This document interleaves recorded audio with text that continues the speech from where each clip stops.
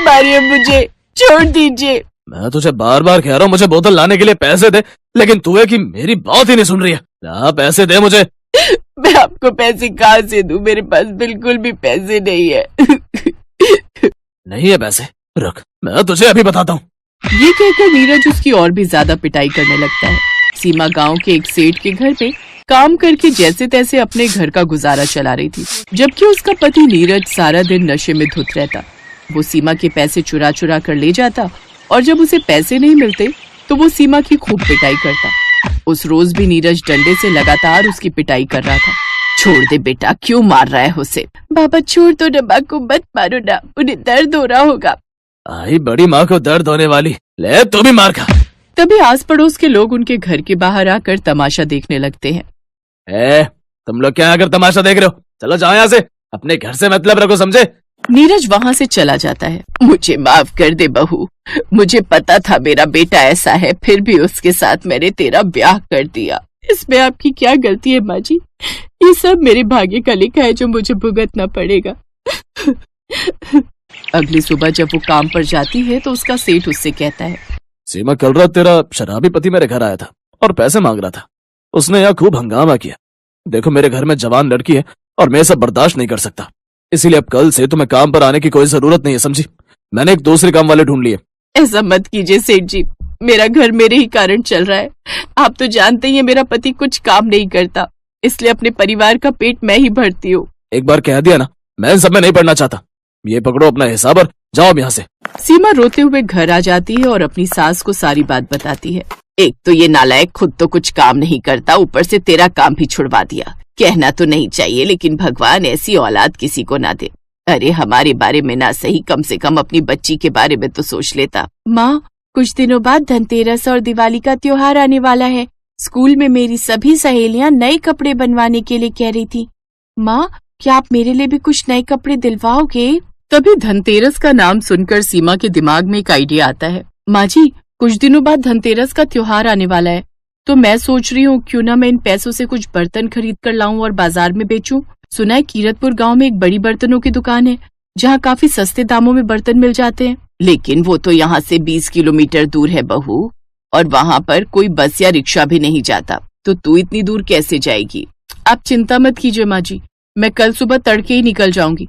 कमला काकी का सब्जियों का ठेला था ना पुराना वाला, उसे लेकर शाम तक लौट आऊंगी। लेकिन बहू, माँ जी अब मना मत करना, हमारे पास धनतेरस पर अच्छा मौका है पैसा कमाने का। ठीक है, जो तुझे सही लगे। सीमा अगले दिन वो ठेला लेकर चली जाती है। लगातार तेज धूप में चलते चलते वो काफी थक भी जाती है। फिर शाम तक कुछ बर्तन खरीद कर वो घर आ जाती है। फिर अगले दिन धनतेरस के दिन वो बर्तन बाजार में लगाकर बेचने लगती है। आइए आइए, सस्ते दामों में बर्तन ले जाइए। बहन जी, तवा कितने का है? 100 रुपए का। ठीक है, दे दीजिए। धीरे धीरे करके उसके पास लोगों की भीड़ लगना शुरू हो जाती है, क्योंकि उस गांव में कोई भी बर्तन की दुकान ही नहीं थी। जिसे भी बर्तन खरीदने होते थे उसे शहर या उसी दूर के गांव में जाना पड़ता था। इसलिए धनतेरस पर सीमा ने खूब कमाई की। सच में सीमा बहन बड़ी मेहनती हो तुम। अच्छा लाओ मुझे वो कढ़ाई दिखाना। सीमा बहन, ये कढ़ाई और इसमें से 30 दिए पैक कर दो और कुछ पटाखे भी डाल देना। अब टोटल हिसाब कितना हुआ वो बता दो। आपके पूरे 400 रुपए हो गए। तभी नीरज वहाँ दारू पीकर आ जाता है। सुना है बड़ी कमाई की है तूने, आजकल बड़े बर्तन बेचकर पैसे कमा रही है। चल ला इधर पैसे दे। नहीं, ये मेरी मेहनत की कमाई है और मैं तुम्हें अब 1 रुपया भी नहीं दूंगी। अच्छा, फिर जुबान चलाती है, रुक अभी बताता हूँ। वो सीमा पर हाथ उठाने वाला था कि तब ये देख गांव वालों को गुस्सा आ गया। जो उम्र तेरी कमाने की है उसमें तेरी बीवी कमाने निकली है। बेचारी सारा दिन कड़ी मेहनत करके पैसा कमाती है और तू इसे अपनी दारू पर उड़ा रहा है। अरे तुझ जैसा पति होने से तो अच्छा है वो बिना पति के ही रहे। मैं तो कहता हूँ खूब पिटाई करो इसकी, तभी इसकी अक्ल ठिकाने आएगी। अरे मारो इसको। नहीं नहीं, इन्हें मत मारो, जैसे भी है मेरे पति हैं, इनको कुछ हो गया तो मैं कैसे जीऊंगी। अपनी पत्नी का ऐसा व्यवहार देखकर उसको अब अपनी गलती का एहसास होता है और वो उससे माफी मांगता है। उस दिन के बाद से वो शराब पीना छोड़ देता है और अपनी पत्नी के साथ बर्तन बेचकर खूब कमाई करने लगता है। अब वो अपने परिवार के साथ खुशी खुशी रहता है।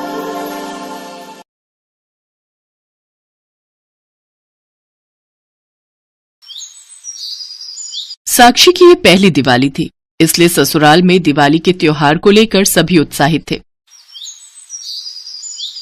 साक्षी भाभी, आपकी तो हमारे साथ ये पहली दिवाली है। वैसे आप अपने घर में दिवाली की तैयारियों के लिए क्या क्या करते थे? मैं तो सुंदर साज सजावट करती थी। शाम के समय पूरे घर में दीपक जलाती थी। फिर सब मिलकर लक्ष्मी गणेश का पूजन करते थे। और हाँ, रंगोली तो मैं एक दिन पहले ही बना लेती थी। पर भाभी, मुझे तो रंगोली बनानी आती ही नहीं। कई बार कोशिश की पर कभी भी नहीं बनी। भाभी, आप मुझे रंगोली बनाना सिखाओगे? हाँ हाँ, क्यों नहीं। एक काम करते हैं, बाजार से रंगोली बनाने का सामान ले आते हैं, फिर हम बहुत सुंदर रंगोली बनाएंगे। ठीक है भाभी, मैं अभी आती हूँ।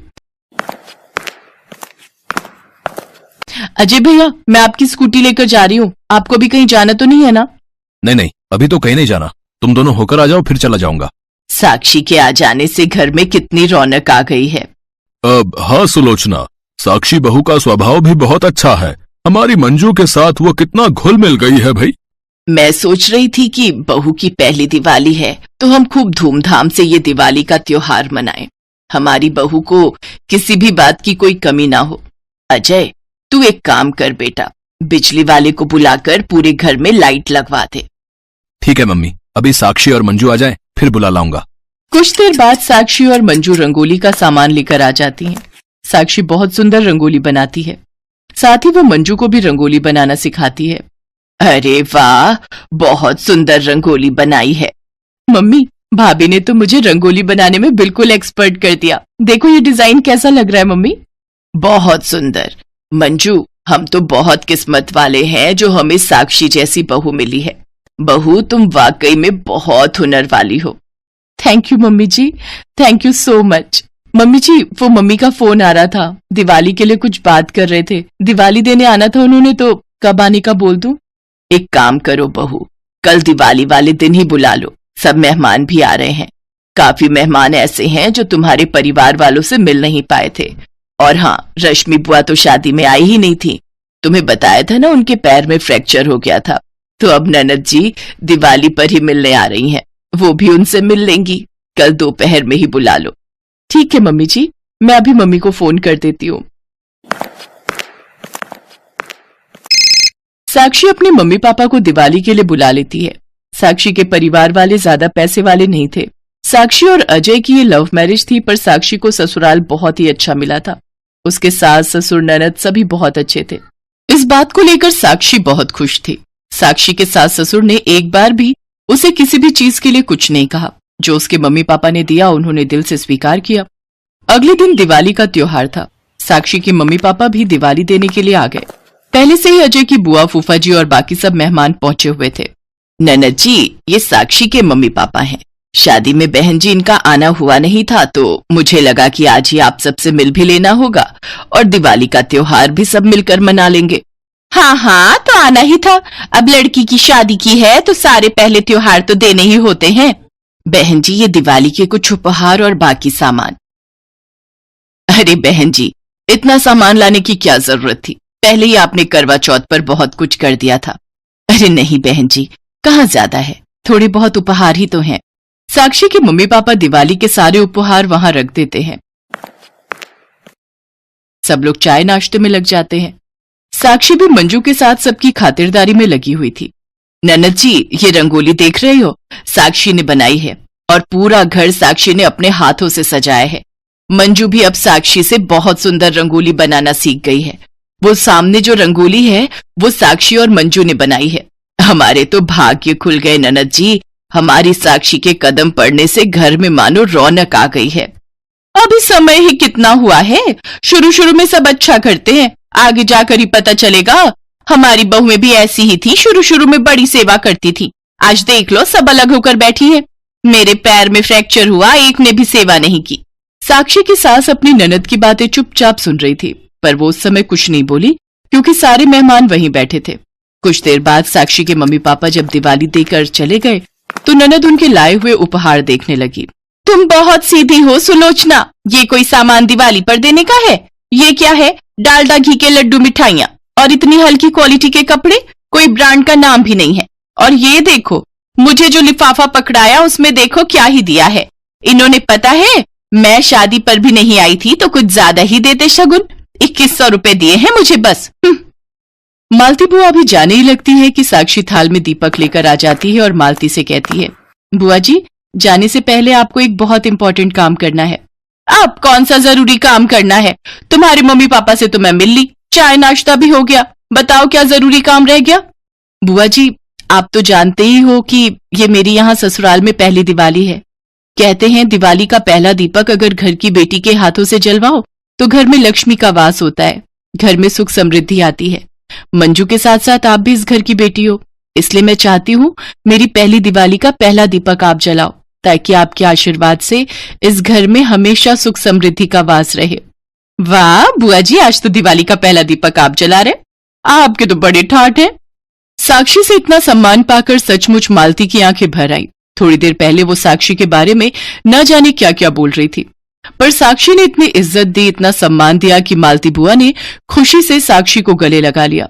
इसके बाद मालती बुआ दिवाली का पहला दीपक जलाती हैं और खुशी खुशी अपने घर विदा होती हैं। Thanks for watching.